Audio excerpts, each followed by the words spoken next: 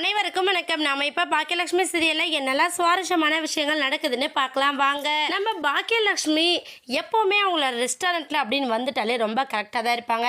அது மட்டும் இல்லாமல் அவங்களோட சமையல யாருமே குறை சொல்ல முடியாத அளவுக்கு பக்காவாக பண்ணிக்கிட்டு இருக்கிற நேரத்தில் நம்ம கோபி பண்ண ஃப்ராடால நம்ம கோபி தான் தப்பு பண்ணாரு அப்படிங்கிறத ஒரு வழியாக கண்டுபிடிச்சி அவர் மேலே பனிஷ் பண்ணியிருந்தாங்க நம்ம பாக்கியா.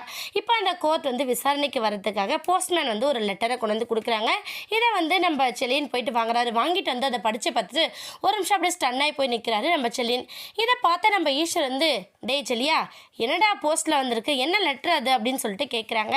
ஒன்றே செல்லின் வந்து பாட்டி இது வந்து என்னென்னா நம்ம அம்மா ரெஸ்டாரண்ட்டில் நடந்த அந்த பிரியாணி பிரச்சனை அப்பா மேலே கேஸ் கொடுத்துருந்தாங்களே அது வந்து நாளைக்கு இயரிங்ஸ் பாட்டி நாளைக்கு அப்பா போயாகணும் அப்படின்னு சொல்லிட்டு நம்ம செல்லின்னு சொல்கிறாரு. இதை கேட்டதுமே வீட்டில் இருக்கிற எல்லாருமே ரொம்ப ஷாக் ஆயிடுறாங்க. என்னடா இது நம்ம ஏற்கனவே பாக்கியாவை வாபஸ் வாங்க சொல்லியிருந்தோம், கடைசியில் அவள் வாபஸே வாங்கலையா இதை அப்படிங்கிற மாதிரி நம்ம ஈஸ்வரி என்ன பண்ணாங்க, ஏ பாக்கியா நான் உங்கள்கிட்ட இதை வாபஸ் வாங்க சொல்லி எப்போவே சொல்லியிருந்தேன்ல, ஏன் நீ என்ன வாபஸ் வாங்காமல் இருக்கிற அப்படிங்கிற மாதிரி நம்ம ஈஸ்வரி கேட்குறாங்க. உடனே நம்ம பாக்கியா வந்து அத்தை தப்பு பண்ணது அவர், அந்த நிலைமையில் நான் அவருக்கு மேலே கம்ப்ளைண்ட் கொடுத்தது தானே சரி அப்படிங்கிற மாதிரி நம்ம பாக்கியா கோவமாக பேசிட்டு அங்கேருந்து கிளம்பி போகிறாங்க. இன்னொரு பக்கம் கோபிநாத் என்ன பண்ணுறாருன்னா, அம்மா நீங்கள் தேவையில்லாமல் பாக்கியா கிட்ட சத்தம் போடாதீங்க.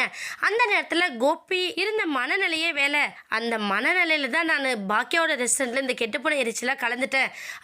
நான் காரணம் சொல்லி தப்பிக்கணும்னு நினச்சாலும் அந்த டைமில் நான் பண்ணது ரொம்ப பெரிய தப்புமா, அதுக்கான தண்டனை என்னவோ அது கோர்ட்டு கண்டிப்பாக கொடுக்கும், அந்த தண்டனையை கண்டிப்பாக நான் அனுபவிக்கிறேன், நீங்கள் உன்னை என்ன நினச்சி வருத்தப்படாதீங்க, நான் இப்போ நல்லா தானே இருக்கேன் அப்படிங்கிற மாதிரி கோபி அவங்க எல்லாருக்கும் ஆறுதல் சொல்கிற விதமாக பேசுகிறாங்க.